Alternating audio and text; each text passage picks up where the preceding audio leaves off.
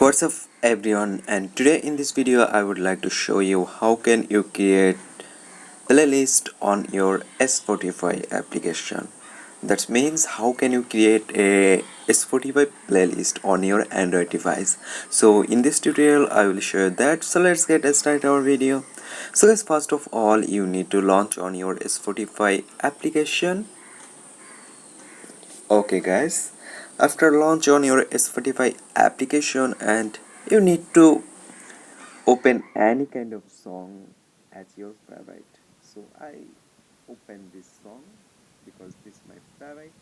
Okay, now you need to tap on the top right corner three dot. Okay guys, after that there you can see a option add to playlist.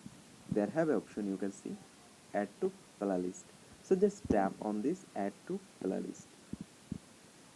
Then there have an option give your playlist a name. So you need to type your playlist name here like that. My F my favorite. Okay, after type your playlist name, then you get a option on the down there you can see create option. So just tap on this create. That's it. That's it. Now your playlist already created on your Spotify. So guys, in this way you can create a playlist on your Spotify application. There you can see this is my playlist.